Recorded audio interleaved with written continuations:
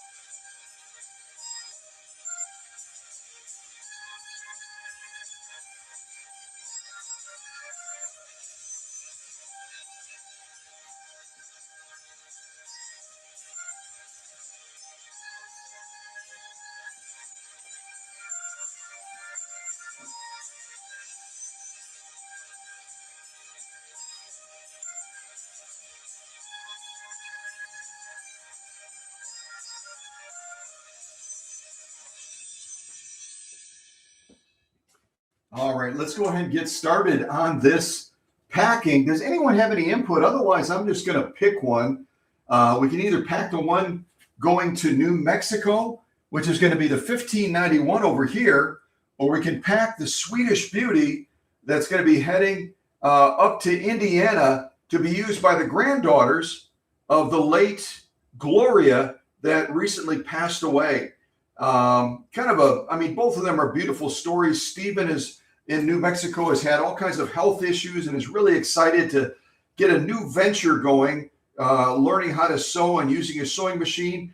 And the granddaughters are excited in Indiana for sure to get grandma's machine and to see if they can learn how to use the Swedish Beauty. So they're equally great stories. But if the audience has input, let me know. Otherwise, I'm going to pick one and we're going to get packing. Okay?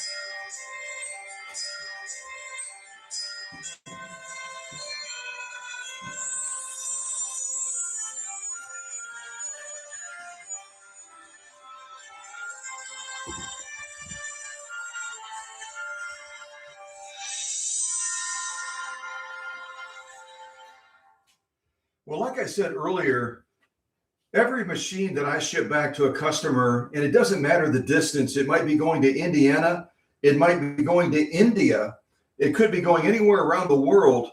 My packing method, as far as precision and caution, is going to be the same, but the process in executing it is going to be different because depending on how that machine is going to be housed and depending on the delicate portions of that machine, I'll adjust my style just a little bit. So I'm going to go ahead and pack this Swedish Beauty that's going to be heading up to Indiana to join Jim and his granddaughters.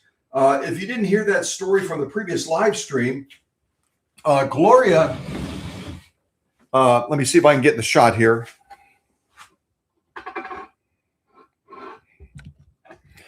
Gloria had been suffering with some health issues. I'll kneel all the way down. I'll show you Susie's shirt first.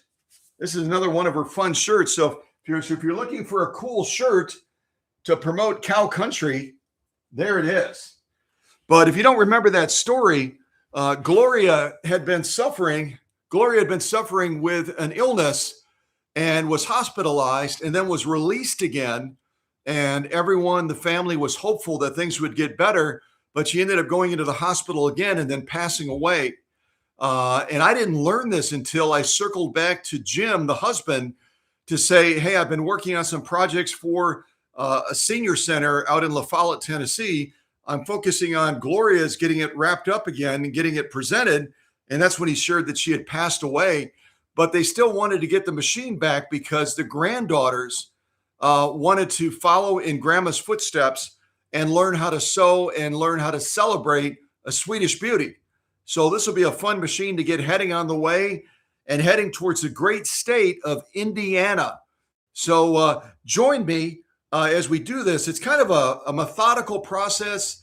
So feel free to chat, do other things while you're watching and learning about packing, because you might at some point have to pack your machine, and this will prove helpful. Okay? That cement floor is a little hard. All right. So let's get busy on this Swedish Beauty, and I'm going to shoot from the angle a little bit so that I can have a better opportunity. There we go. Of showing you the process. All right. So let's open this up first of all. I'm going to take my tag off. I always tag machines when they come in, so I remember when they arrived, whether we pick them up or whether they're shipped here. So we'll get my tag off because that's going to stay here.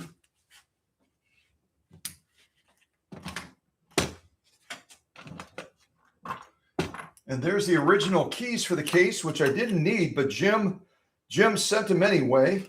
An original tag that was printed in Sweden, and it says use gum-free sewing machine oil frequently in order to obtain maximum efficiency and performance. That's a tag that would have been on this machine originally when it was purchased by the original owner. And the original owner was not Gloria. She would have gotten it somewhere else. But I certainly agree with the folks in Sweden at the Husqvarna Viking factory where this machine was made originally, because we want to try to keep our sewing machines gum-free. And that's why using the right chemicals to clean your machine is so critical. It's so critical to use the right sewing machine oil. Again, I recommend Crystal White or Lily White sewing machine oil because it doesn't have any supplemental colorings and stuff like that in it that are going to potentially gum the machine up. And I'll show you kind of what that looks like. This is one example of a product. I buy it by the gallon. It's called Lily White sewing machine oil, Crystal White. And it's really, really good stuff. It doesn't stain. Remember, I showed you, and we'll see it again when we look at this Swedish Beauty, across the ports on top, it's got these nasty brown stains where the machine over the years was oiled by a sewing machine oil that is not like this. And it left those deposits, and it goes into the clear coat, and you can't get rid of it unless you sand the machine all the way past the clear coat into the paint. It's just an awful, awful process. So make sure you use this stuff that doesn't have that coloring in it so that it doesn't stain your machine either. Okay? Yeah. Good stuff. So let's get this out of the box. And then we will continue the process of getting this packed up and heading towards Indiana. Heading towards Indiana. All right, let me adjust the camera again. There we go. I think we can get a little bit closer as I'm doing this.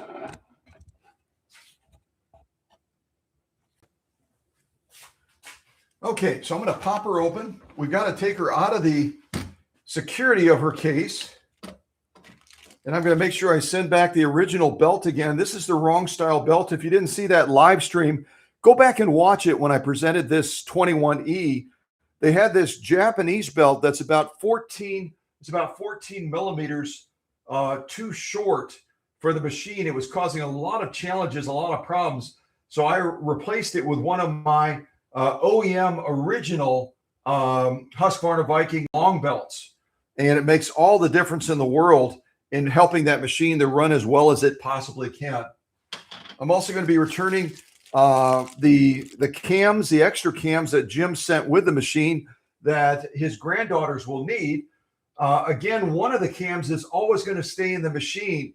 If you have a Swedish Beauty, always have a cam in the back because that's going to set the swing boundaries when it's executing a zigzag or other swing stitches.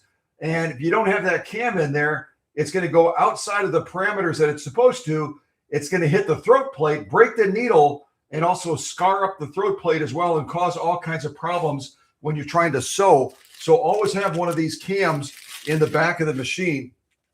These are some of the sew-offs we did on the Swedish Beauty. If you missed that live stream, we sewed on this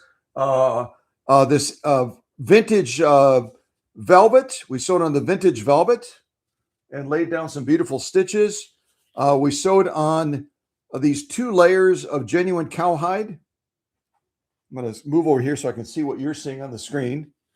We sewed through 8 layers of denim, and we sewed through other leather as well. We sewed through 6 layers of heavy grade canvas in that live stream. So if you missed it, you'll want to check it out. And then we did just a variety of decorative stitches that these cams can generate from a mechanical standpoint. This is a mechanical sewing machine, so it's not going to use a computer or a circuit board to generate all of these gorgeous stitches. It's going to do it mechanically using that reader finger, that cam stack, and that specialized cam. And if you're curious, can these cams that I showed you, can they be duplicated by, say, 3D printing? They can't.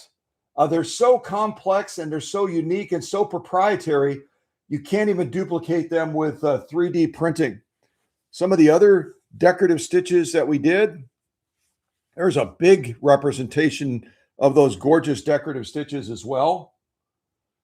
So if you've always dreamed of having a Swedish Beauty, just like our friend Candido and Rachel out in New York, they always dreamed of having a Swedish Beauty, and they patiently waited for me to finally get theirs done. And then I did a special surprise. You might remember that. I gave them a one-of-a-kind Nordic Husqvarna sewing machine. They made like 600 of them in the world, and Candido and Rachel have one now out in New York. And remember Candido has gone through some surgery, and just keep him in thought and prayer as he heals up. He's been going through that for a while and has gone through multiple surgeries. And but what a lovely representation of what these Swedish Beauties can do from a decorative, ornamental standpoint. Just beautiful stitching. And then finally, my sewing in a circle, as usual. So this Swedish Beauty really ran through the paces and really did a beautiful job demonstrating and doing her strut as she got back to health again and was ready to get the job done. So I'm going to pull her out right now of the case. I'm going to set her over here. We've got to pull the foot controller out too. If you ever ship a machine to the workshop, or you ship it anywhere, or you're getting a machine shipped to you, always make sure that they pack and protect the foot controller. The foot controller is just as fragile and just as delicate as the sewing machine. And you might have seen that when I opened this one up, I found one of the bolts had been loosened over time and was rattling around inside of here. I don't know if I showed those pictures to you or not, but I did share them with Jim, and he was like, holy mackerel. And a metal screw bouncing around inside of a foot controller that's electrified, never a good thing. I'll eventually get those pictures posted on Facebook probably, and then you can check them out in detail. But the process that I use for servicing, which I've developed over years for a Swedish Beauty, takes about 12 hours and has about 145 steps.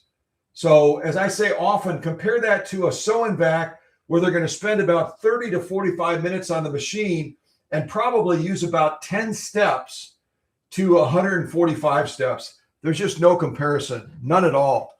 So I'm going to move this case out of the way temporarily, and we'll get packing on this Swedish Beauty. And I won't explain all the steps because you guys are so smart, but if you have any questions, post them in the chat or text them to me, and I'll answer them hopefully during the live stream so that you understand what I've done and why I've done it. But in the meantime, I'm going to get us a little bit more Christmas music, and then we'll jump into this packing.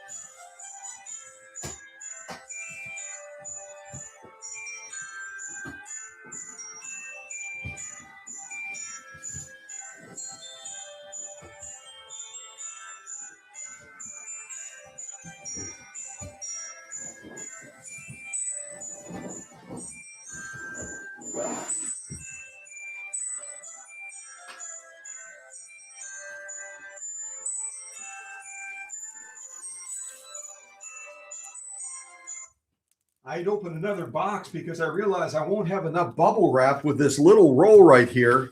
So I got another roll and I'll hold it in the wing. So when we get to that process, we'll have enough of the bubble wrap to finish wrapping this Swedish Beauty properly. And you also notice I started to wrap it around it with a stretch wrap and my roll ran out. So we're going to do it again. We'll do it right and not do it at all. All right. So here I go again. And you'll notice that for some of the delicate pieces on the machine, like the bobbin winder on the side over here, let me get a little bit closer. I think we're kind of far away.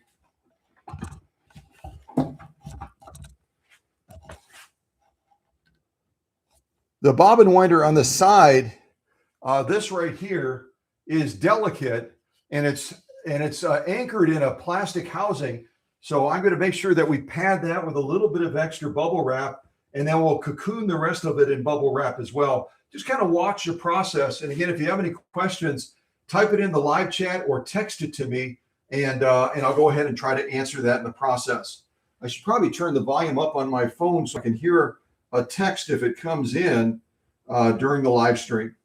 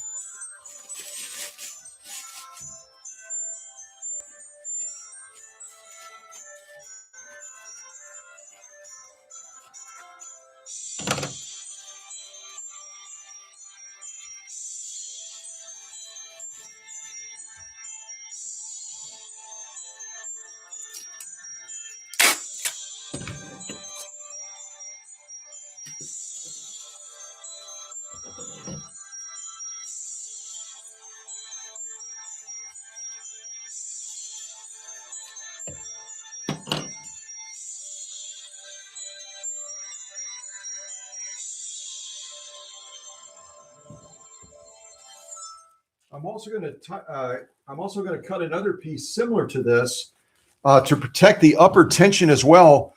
And whenever you're packing around an upper tension like this, and if you didn't see it, I did a DIY on how to tear one of these upper tensions down, clean it properly, and then reassemble it so that when you reassemble it, it doesn't pop off.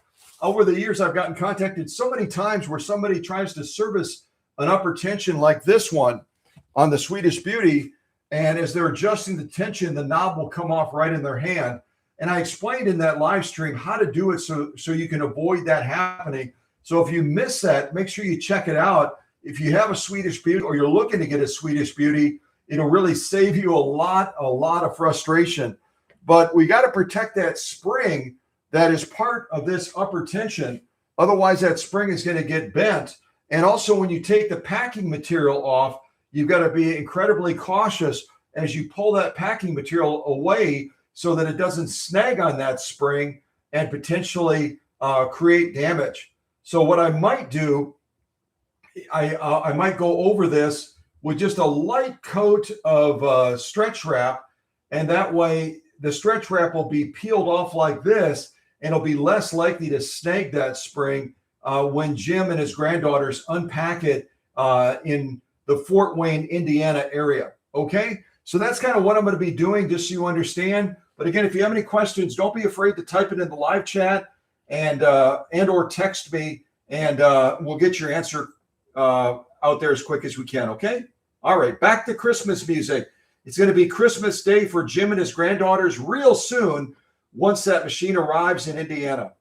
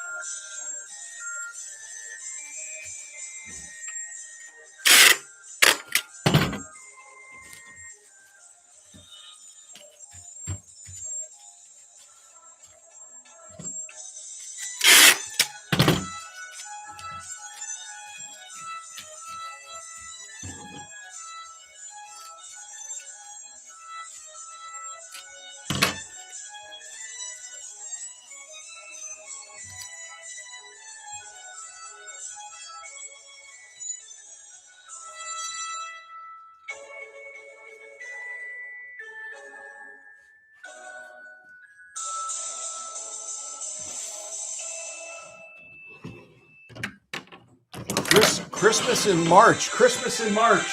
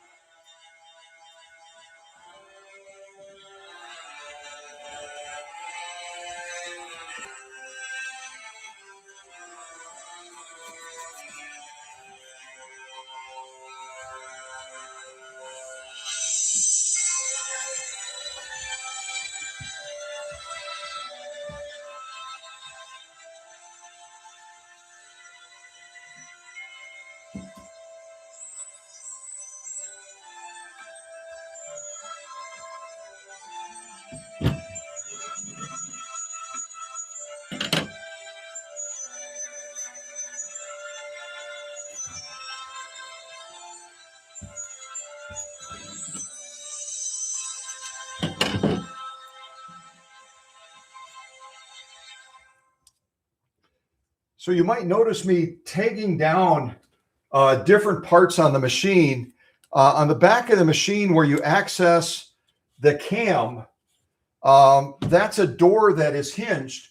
So we always want to make sure anything that's hinged or could potentially move or get pulled as the machine is unpacked, we want to try to protect that from getting damaged.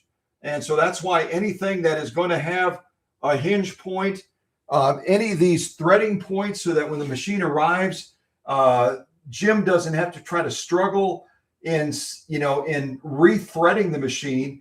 The machine arrives, it's all set to have he and his granddaughter sit down and put the machine to work right away. So I try to really think about the customers unpacking as well. What's going to make it easiest on them when that machine arrives, so that they can right away begin to enjoy and celebrate, especially a machine like this that really is a tribute machine to Gloria, who passed away. And this was really a machine that she was going to be using, and now her granddaughters are. So I want to make it as easy as possible. And that's why I'm so meticulous about making sure everything is set up for success, so that they don't have any frustrations or struggles as they're unpacking this, kind of like having a Christmas morning and then discovering that the toy doesn't have batteries, right? We don't want to make them disappointed and frustrated. We want to make them joyous as they're celebrating the memory of Jim's wife, the memory of their grandmother, and celebrating the new future and the exciting projects that they're going to do on this Swedish Beauty. So yeah, that's why I do what I do. So I'm going to continue. You'll see me putting that bubble wrap over the delicate areas now and stretch wrapping it and just continuing the process.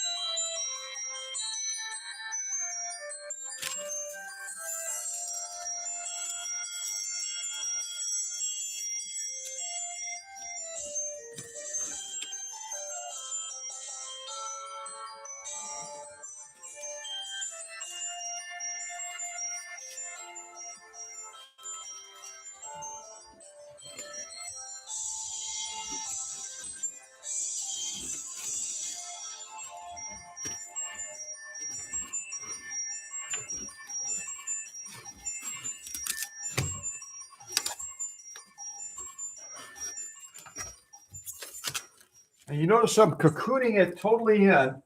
I'm totally cocooning it in so that inside of the case, there's not going to be anything that can get inside the machine. So all of this is totally sealed with this stretch wrap. And then we're going to be going around this with about 2 to 3 layers of bubble wrap. So even inside of that hard case, it's going to have added protection in case something catastrophic happens.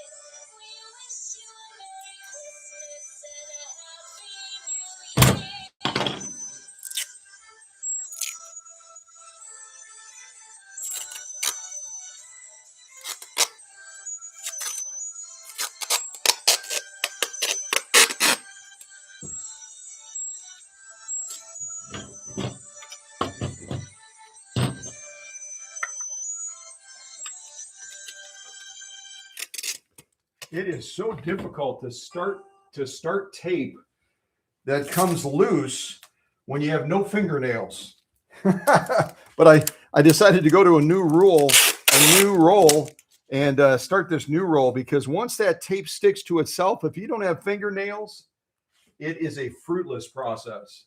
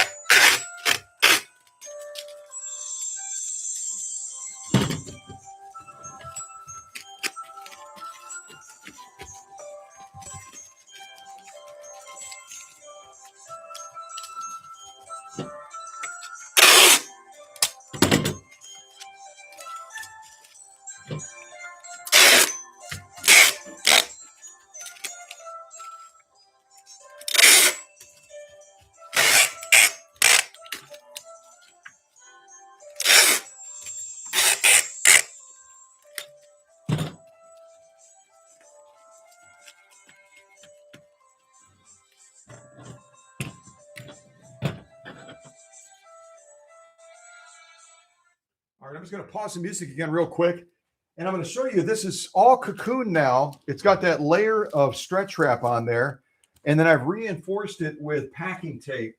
Stretch wrap without packing tape is pretty much pointless. So you have to anchor it down and give that rigidity to that surface, so it creates a little protective crust, if you will, around the machine. And then we're going to add the bubble wrap. And on these, when they have to go into that Swedish Beauty case, there's a part inside of the case that this free arm has to slide underneath and in between. So you want to make sure that when you're doing your packing tape and your stretch wrap, that you leave this area underneath the free arm clear, so that it will slide into the case. If you bring that stretch wrap too far down, you won't be able to put it into the case when you go to pack it in. So keep the area underneath there free, and then just continue the process of building, probably about 2 to 3 layers of bubble wrap will be it, so that it'll still fit inside of the case with the foot controller and everything. Okay, so just watch. If you have any questions, let me know.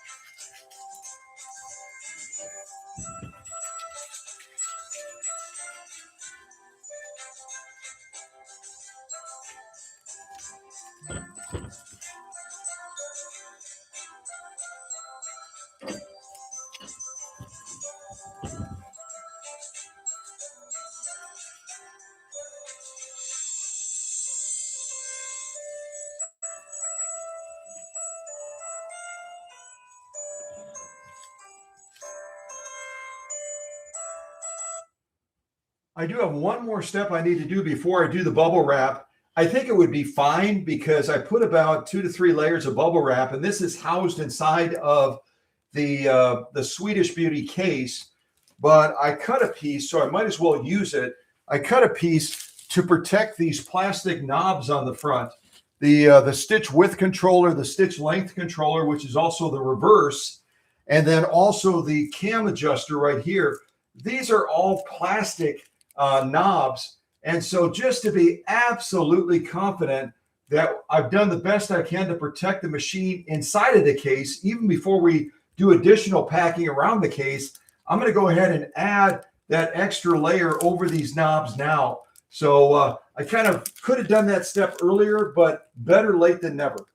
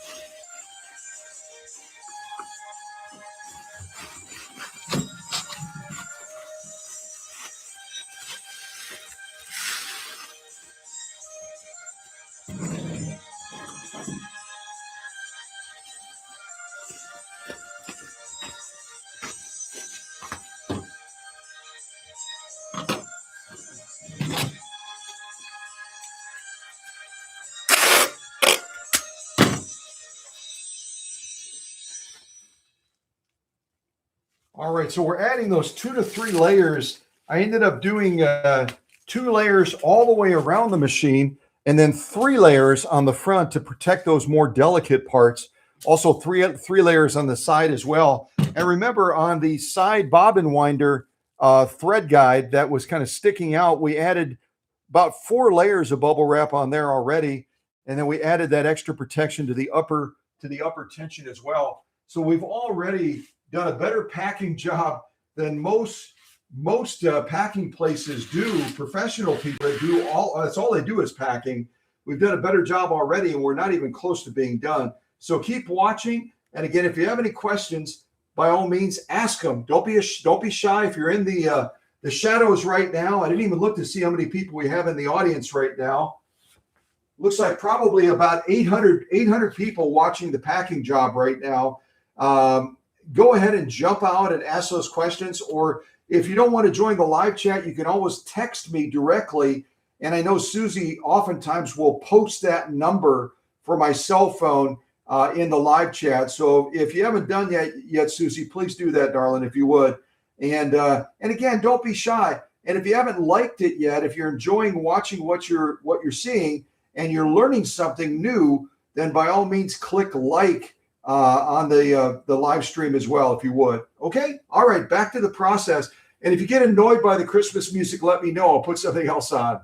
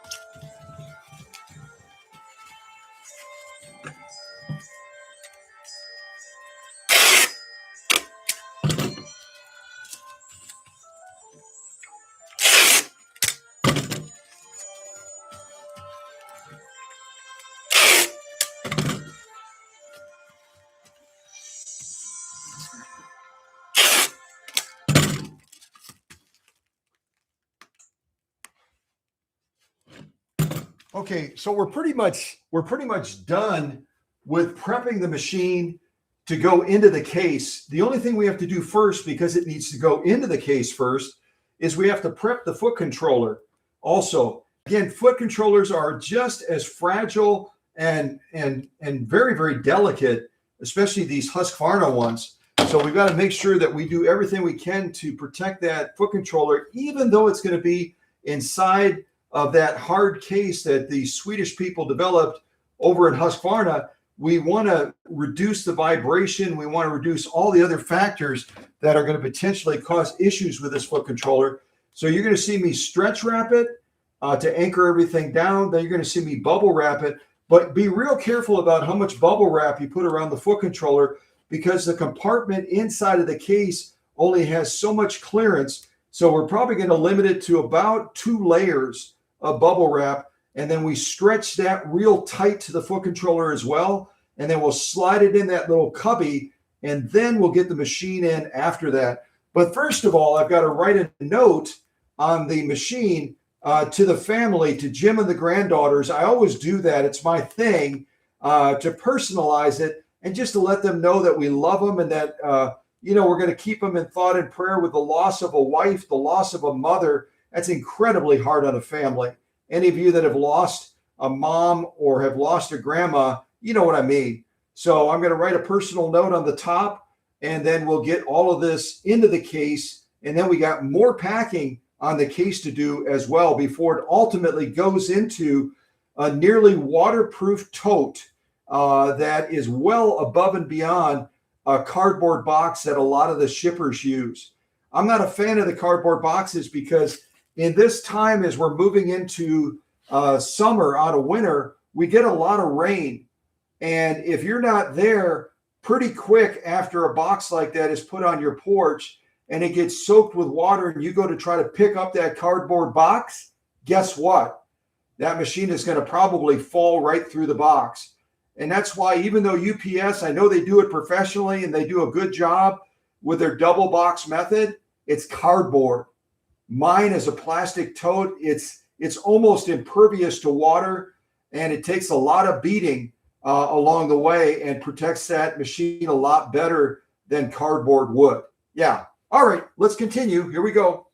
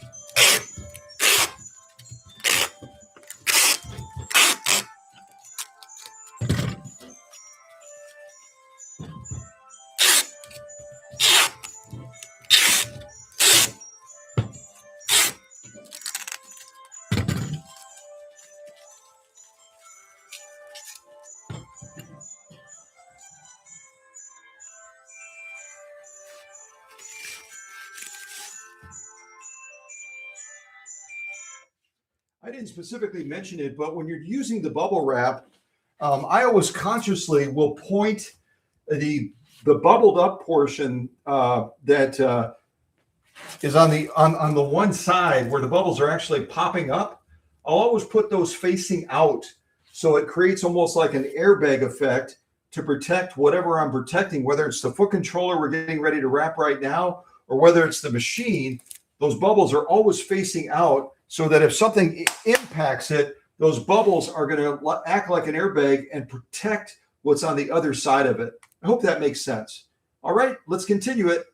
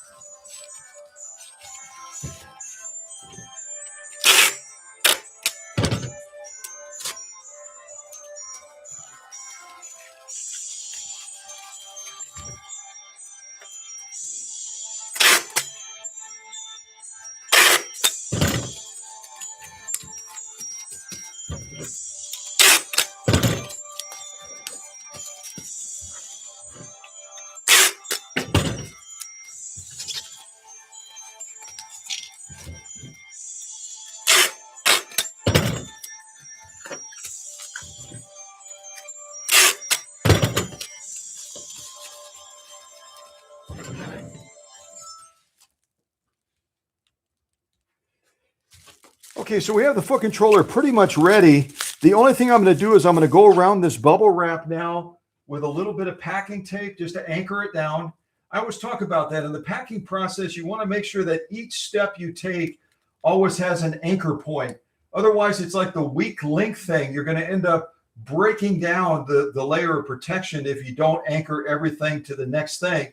So we start with a stretch wrap, and then we add a layer of tape to that, and then we add the bubble wrap, then we add another layer of tape, and then we ultimately add the final crust around it so that it's all a single unit. So that's all I'm going to do now is just add a little bit of tape around it, and then I'll go ahead and write my note right on. It seems silly, but most of us would know that this is a foot controller. But little granddaughters, as they're helping Grandpa to unpack this, they're going to get this and say, "What's this, Grandpa?" So I'm going to write right on the outside foot controller, and that way they know what it is.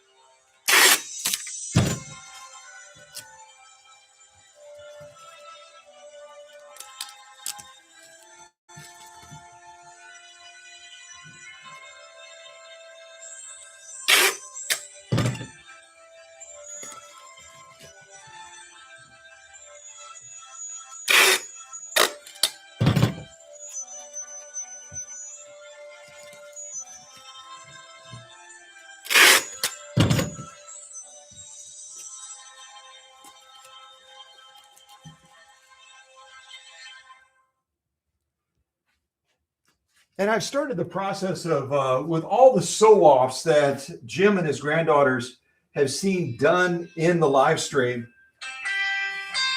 Oops, we got a local call. I apologize.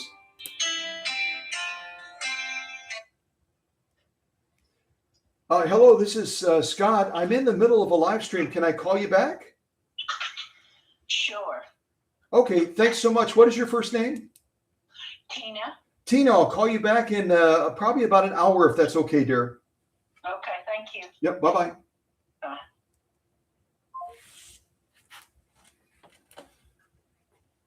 Okay, let me save Tina's number real quick.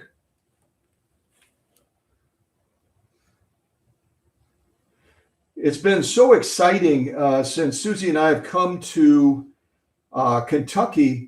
You just don't know when you move from up north where everybody knows about your work and everybody follows what you're doing and everybody's excited to drive to the workshop and bring their machines. You don't know when you come to a new area if it's going to be like that, if people are going to find you. But we have been so busy with folks from Kentucky, Tennessee, Georgia, Virginia, driving in to meet us to drop their machines off, or us traveling out like to La Follette, Tennessee to visit the senior center. It's really been really exciting.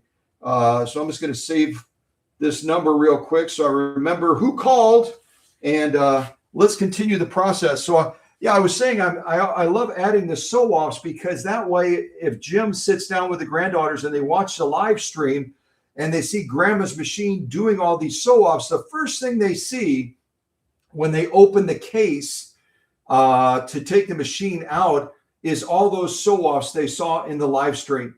It kind of cements everything and gets them excited about what they're going to be able to do with grandma's machine. So that's why I'm taping them to the front very conspicuously. So when they open that case, it's the first thing they see.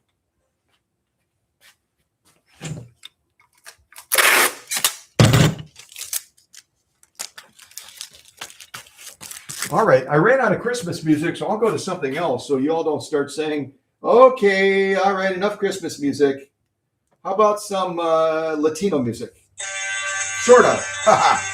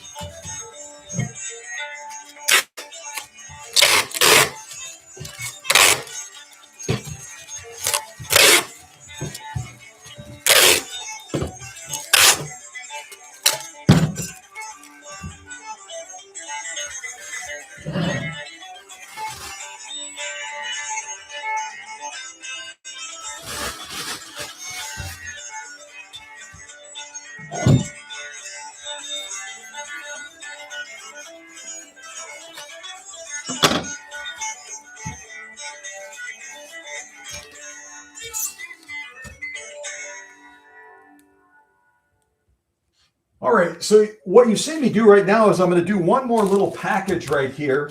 It's going to have the two cams that are not in the machine wrapped up there with the old belt, so Jim can see the old belt, and then it also has the additional sew-offs that I decided not to tape to the front of the sewing machine that the granddaughters will see when they open it up after getting all the other stuff off. So this will go into one of the cubbies as well. Where normally the little accessory box would go inside of the case. So I'll just slide it into the other compartment adjacent to where the foot controller is. And I'll let Jim know to make sure he looks in there to unpack this extra little package. Okay. All right. Back to the music.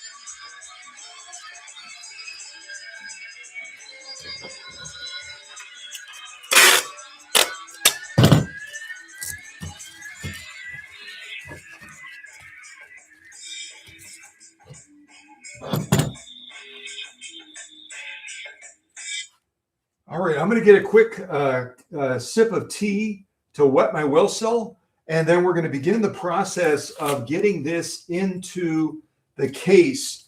We've got the sewing machine with the sew-offs displayed, so the granddaughters get really excited when they see this. Jim will probably get excited as well because they're absolutely gorgeous. And then we also have the foot controller all packed up and ready to take that journey to Fort Wayne, Indiana. And we've got the extra bonus one that has the old belt, the cams, and some additional sew-offs that the granddaughters can look at as well. And now we need to get it into the case, and then we need to do the final protection around that case before we get it into that tote to take that journey. And I don't know what the distance is, but if anyone wants to do a quick Google search and calculate the distance from Middlesboro, Kentucky to Fort Wayne, Indiana, and post it in the live chat, I'd be curious to know, because I have no idea how many miles that is from Middlesboro, Kentucky to Fort Wayne, Indiana. I know when I pack the other one off camera to go to New Mexico, that's going to be traveling even further. That's a real big trip. Kind of like the one we sent out to Miles City, Montana. I think that was almost 1,500 miles or something like that, some ridiculous distance. And imagine all the hands that are touching that tote and that package and that sewing machine in the process, dropping it on cement floors, throwing it into the back of trucks. Who knows, maybe falling off of a conveyor belt, hitting the floor. That's why we do what we do, because we want to do everything possible to keep that sewing machine, that priceless treasure, safe, right? Yeah.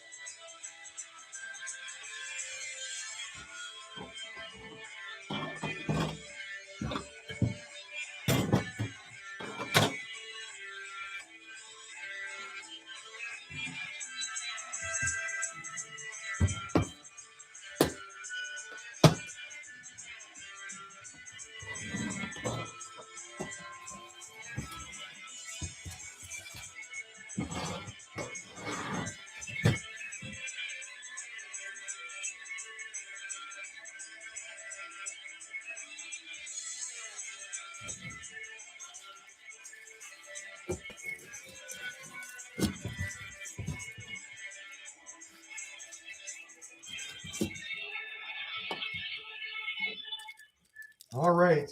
So I'm going to try to get these in there. There's a leather strap. You can see there's a leather strap that I've got to try to snap on a little rivet up here to anchor it. If I made the foot controller too fat, if you'll allow me to say that, if my foot controller is too fat, I'm going to have to kind of compress it in there a little bit to get that snap on there. It's not absolutely critical because the machine is going to slide up against that, and these things are not going to work their way out of those cubbies very easily, but I'd love to get it snapped if I can. So you can watch me struggle for a little bit. If I made that foot controller a little bit too big, then I'll have to compress it a little bit. So I'll play the music so you don't have to listen to me going, eh.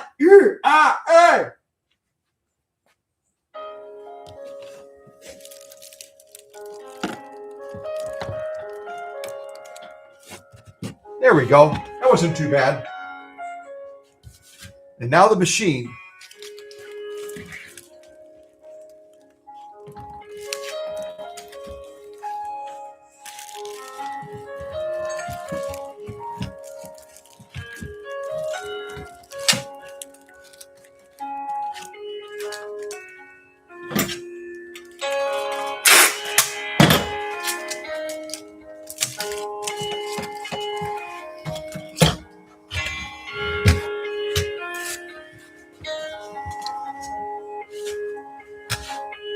And you may have seen as I slid it in, the free arm I talked about has to be able to slide up against those cubbies kind of underneath the edge with the bottom of the bed. And that's why we had to make sure that we didn't cover this portion with the stretch wrap or the bubble wrap. It's got to be able to slide underneath there. Otherwise, we can't get it in the case.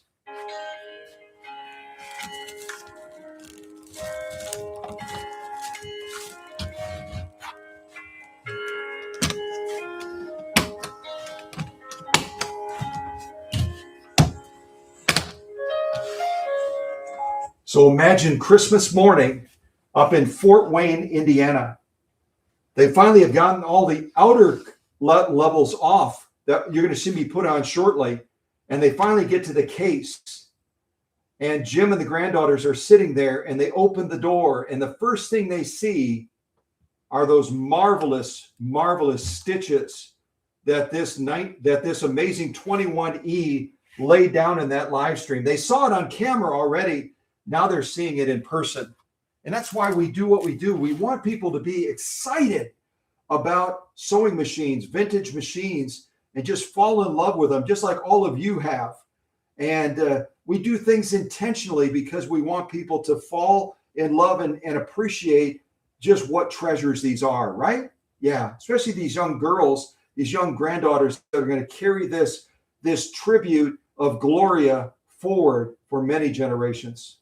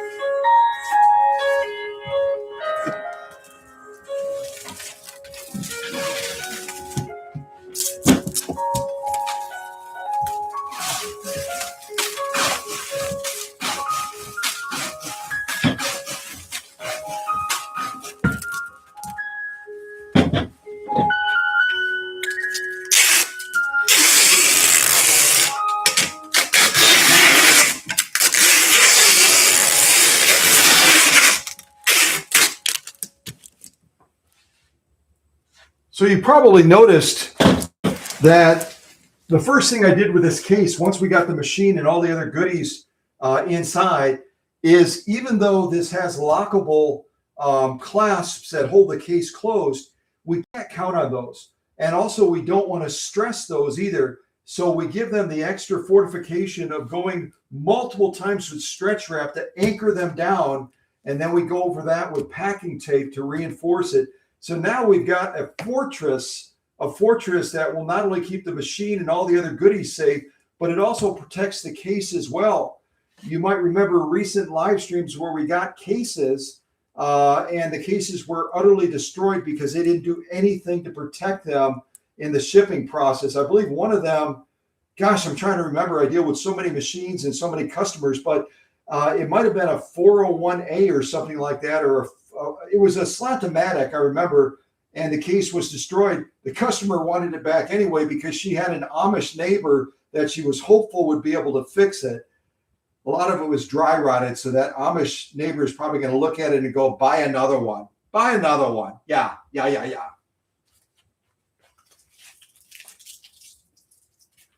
All right. Put a little bit more music on, and we'll continue the process. I hope you're finding this interesting and helpful.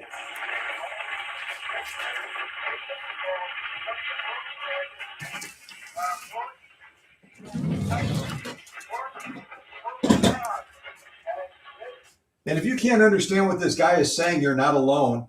This is a very, very old recording of, I assume it's the conductor getting ready to introduce the United States, I believe it's the United States Marine Corps band that's going to play something patriotic.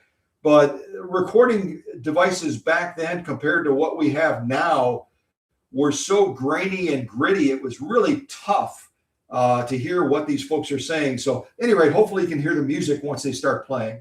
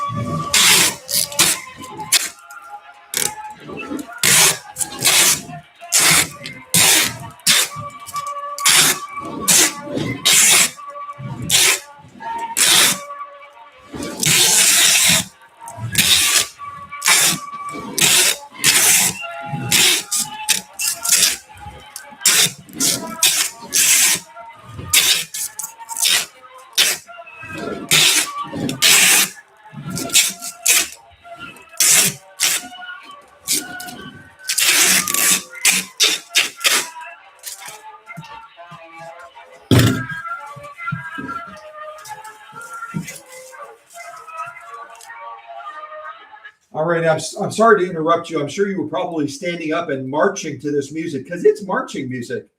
But what I'm going to do now is I'm going to anchor these two portions together. We strap down those hinges first, the latches that hold the case shut. And now we need to anchor that to the rest of the body that we just taped. We always want to make things a single unit because it makes it stronger and it makes it more secure.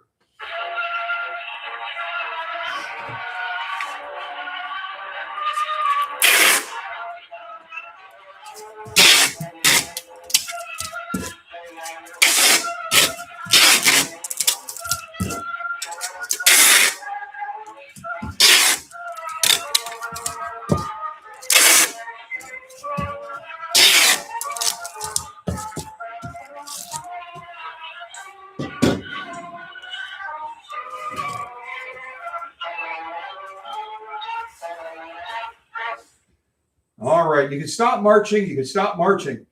So we got it nicely wrapped up now, and a lot of people would stop here. But that's not the way we do things, because we know that even though it's going to be sitting on a bed of packing peanuts and it's going to be nicely nestled inside of a protective heavy-duty plastic tote, we still need to provide more protection around this case in case something catastrophic happens. So what you're going to see me do now is you're going to see me first of all focus on building some cushion on the bottom beyond the packing peanuts, and then I'm going to be cocooning the rest of this also in the rest of the bubble wrap. So yeah, just kind of watch. And again, if you have any questions, let me know.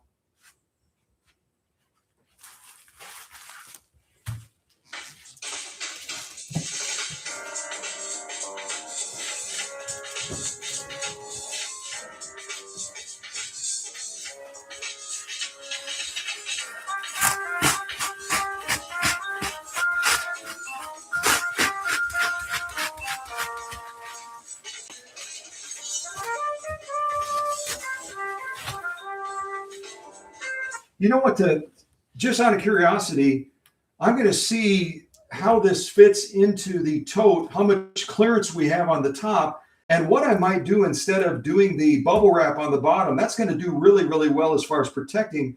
But I can also take some pool noodles and put some tool noodles across the bottom as well, like you've seen me do before. And that has a lot of cushion protection. And it also takes less time too. So let me grab a pool noodle and see if I can, first of all, I'll try to lower this down into the tote. I'll see if we have enough vertical clearance. If we do, I'll see if that pool noodle is going to push it up too high, because remember, we don't want this case to be too high towards the lid, because if they stack other stuff on top of it, it's going to push down against that lid and it's going to be making contact with the case. And even though we've got it well protected, we want to have that cushion of protection, okay? So let me see if we've got enough clearance. If we do, we might do that. If we don't, we'll go back to the bubble wrap, okay?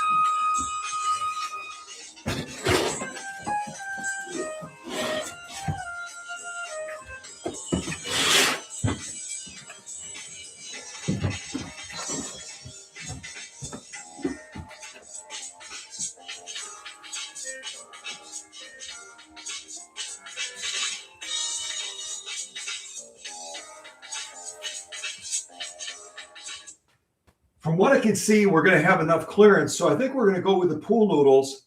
And also, even though I'm just laying them on top of the case right now to see how much clearance there still is between the top of the machine case and the lid that's going to go on, this is going to compress. These Swedish Beauties are heavy girls.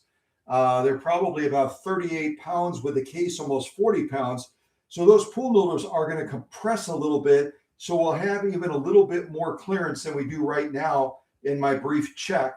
So I'm going to take it back out. We're going to anchor those pool noodles to the case, and then we're going to add the bubble wrap. And yeah, we'll just continue the process, okay?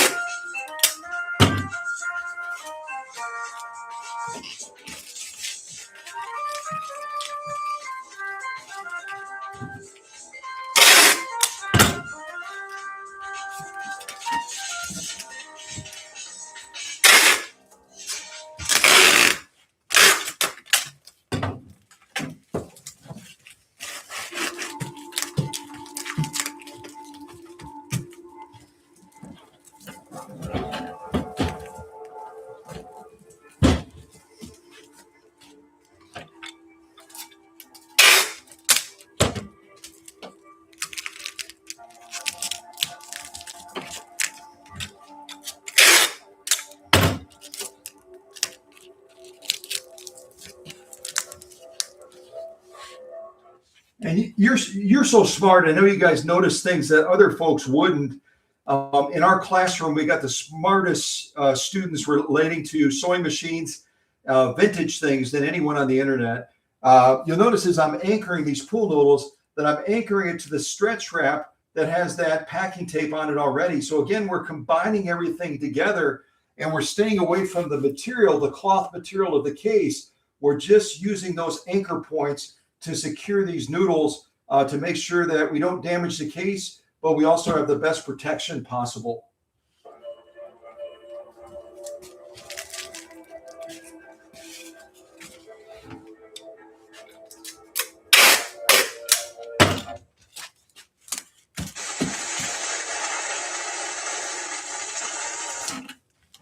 I have no idea what that was. That was weird.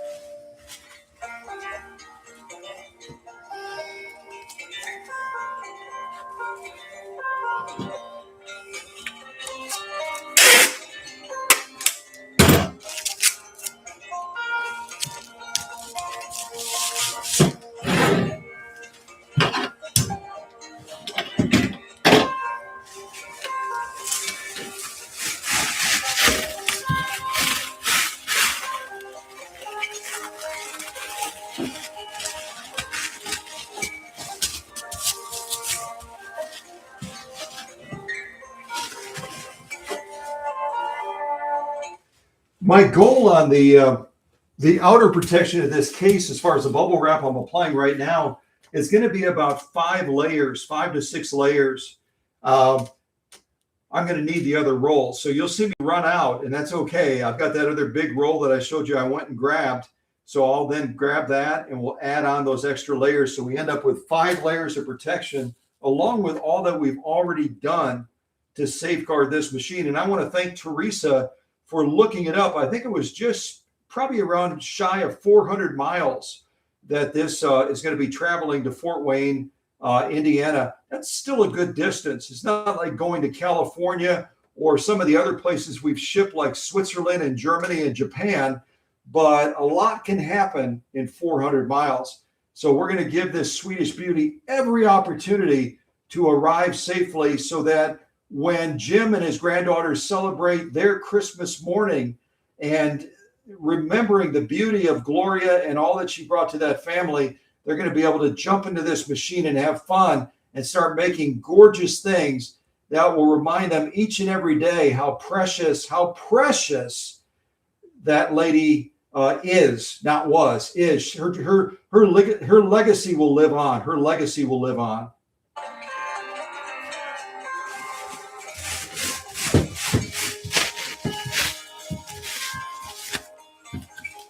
That's it.